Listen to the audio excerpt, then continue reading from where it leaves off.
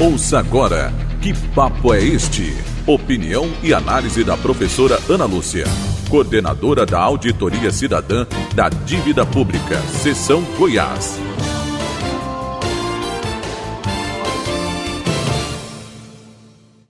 Hoje nós vamos conversar sobre a famosa frase do Lula, né, em Addis Abeba, que virou pauta assim 3 dias, todo mundo falando no assunto, né? Então, numa entrevista à imprensa em Addis Abeba, né, que é a capital da Etiópia, que é um país africano, e que entrou agora nos BRICS, Lula fez duras críticas aos países ricos e ao genocídio promovido pelo atual governo de Israel contra o povo palestino, matando principalmente crianças e mulheres. Abre aspas, fala do Lula.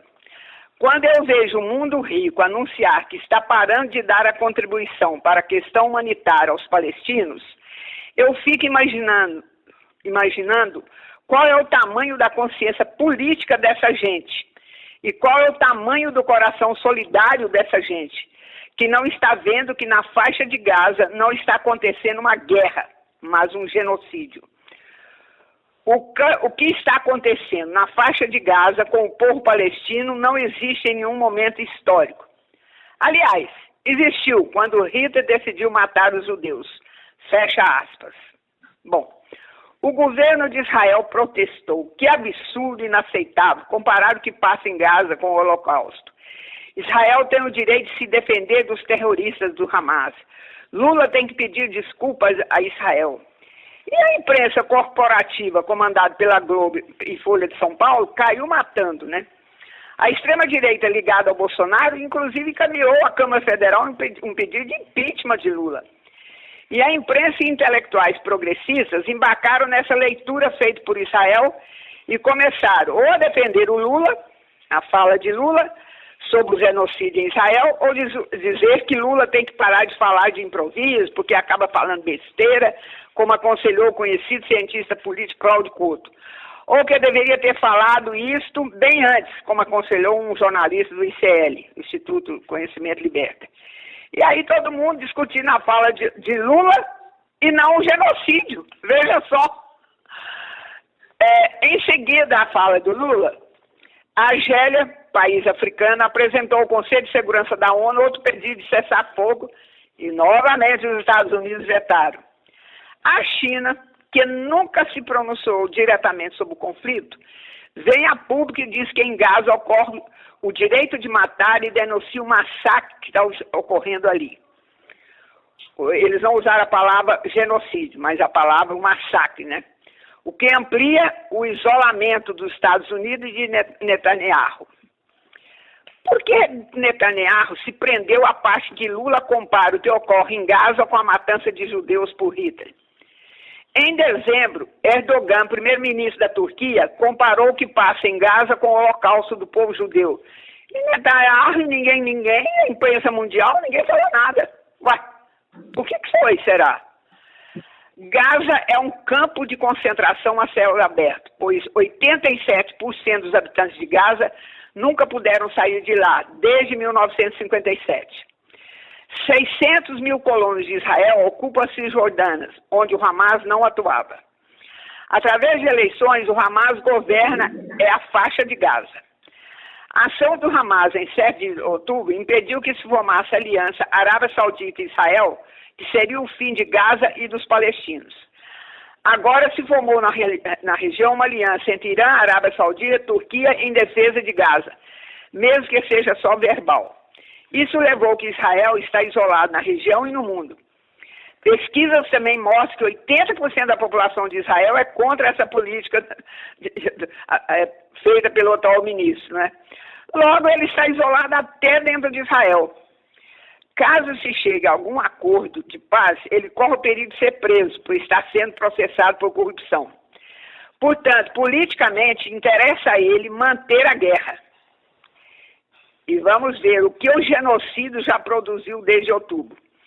Algumas comparações. Em 4 anos de limpeza étnica na Palestina, que levou os colonos euro-judeus a tomarem pela força 78% do território palestino e dele expulsarem mais de 85% da população em 1948, foram mortos, conforme dados oficiais, 15 mil palestinos.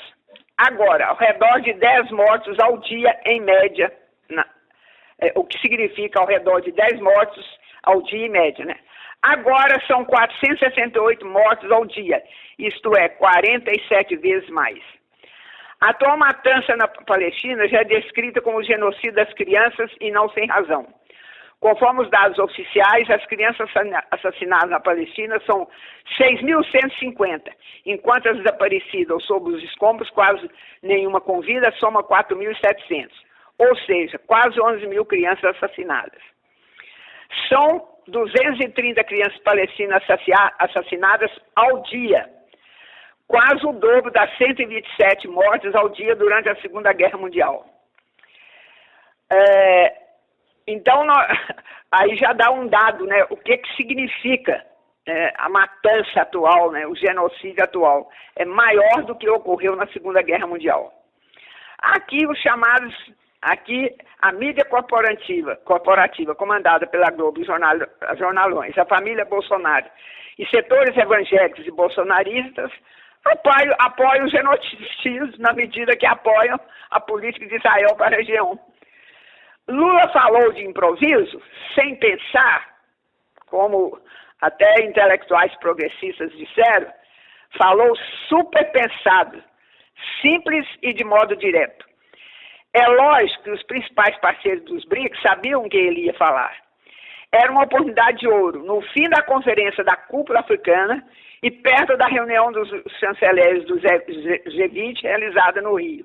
Inclusive, em que estaria Antony Blinken, secretário de Estado dos Estados Unidos. Lula se reuniu 2 horas com Blinken, que afirmou que foi uma ótima reunião e que usou o encontro para reafirmar ao presidente brasileiro o interesse mútuo em garantir a paz internacional, sem citar, é lógico, o conflito do Oriente, né? Nada de críticas a Lula e ao Brasil pelo pronunciamento, porque também Biden está acuado, pois ao manter o genocídio na Palestina, pois no fundo Israel é um pau-mandado, Biden corre o perigo de perder as eleições nos Estados Unidos, né? Gol de placa de Lula, né? Então, na minha modesta opinião, ao fazer essa avaliação geral e fazer o pronunciamento, Lula fez, como se fala, 2 gols de letra ou gol de placa, né? Porque Lula é uma liderança da América Latina, falou ao mundo da Etiópia, um país africano, onde se realizava a Cúpula da União Africana, e Lula participou como convidado. Lembremos que a África do Sul apresentou recentemente uma denúncia à Corte Internacional de Justiça em Haia, na Holanda, acusando Israel de cometer o genocídio contra o povo palestino na faixa de Gaza. E os Estados Unidos e Israel ignoraram as decisões da Corte de Haia. Então, nós temos o Sul global denunciando a política dos Estados Unidos e a política de Israel. E, inclusive, o Brasil já veio apresentado um pedido de cessar-fogo e os Estados Unidos vetaram. Então, nós vamos ver que o Lula, ao fazer esse pronunciamento, ele estava denunciando os países que recentemente, como Estados Unidos, Canadá, Austrália, Reino Unido, Alemanha, Itália, Holanda, Suíça, Finlândia, França e Japão, anunciavam que iam cortar o financiamento à agência da ONU de ajuda aos refugiados palestinos. A eles Lula se referiu em primeiro lugar, como nós apresentamos o texto, né? Eles entenderam o recado, ficaram caladinhos. Nenhum país rico deu apoio a Israel. Houve uma repercussão mundial, pois Lula expressou o que a maioria da população do planeta pensa. Então, no geral, né, Lula acertou nos termos que ele falou, denunciando os países ricos, para inclusive que está querendo ampliar, né, o genocídio, porque tem refugiados palestinos que não estão só em Gaza. Lula acertou quando contribuiu com sua denúncia, né, para se ter uma discussão a nível mundial e isolar mais ainda os Estados Unidos e o atual governo de Israel. Lula acertou no momento em que falou, como eu mostrei, entre a conferência e a reunião, né, dos chanceleres do G20, que está sendo no Rio de Janeiro.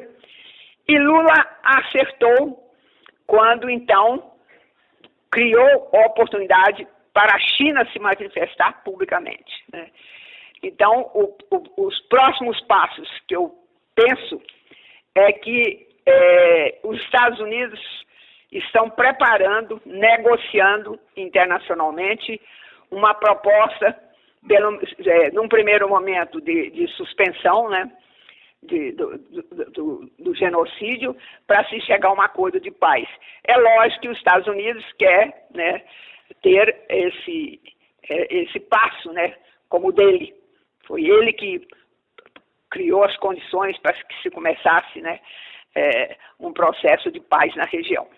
E para lembrar, como o Belchior, ele fez uma música chamada Populus, que aparentemente é falando do cão dele. Não, ele está falando dos líderes mundiais, como eles tratam as nações, e está falando como muita gente se deixa acorrentar, né, e fica defendendo absurdos, né, como crimes, né, absurdo não, crimes, como é o genocídio que está sendo realizado em Gaza. Vamos lá?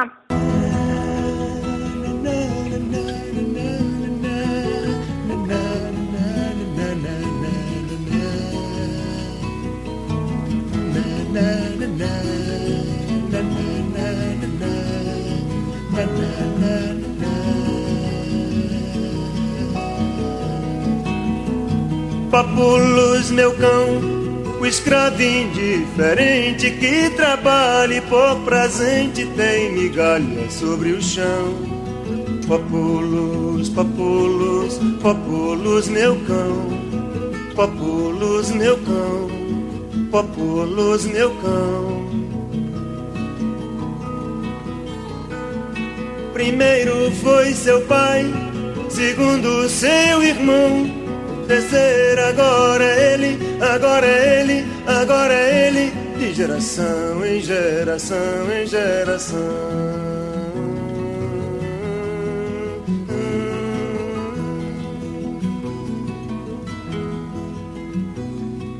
No Congresso do Medo Internacional ouvi o segredo do enredo final sobre Populus, meu cão, sobre Populus, meu cão.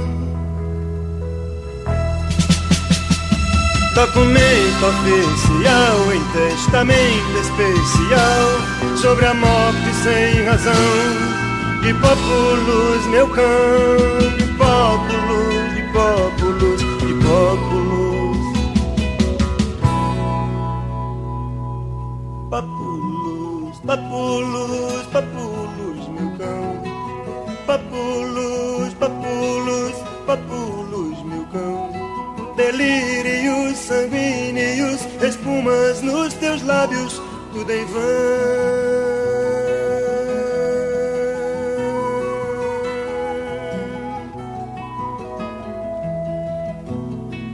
Tenho medo de Populus, meu cão, roto no esgoto do porão. De Populus, de Populus, de Populus, meu cão.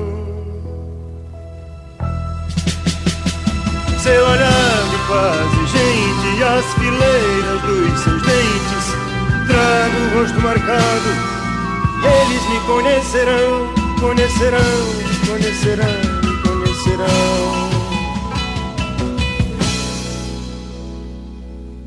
Populus, Populus, Populus, meu cão, Populus, Populus, Populus, meu cão, Populus.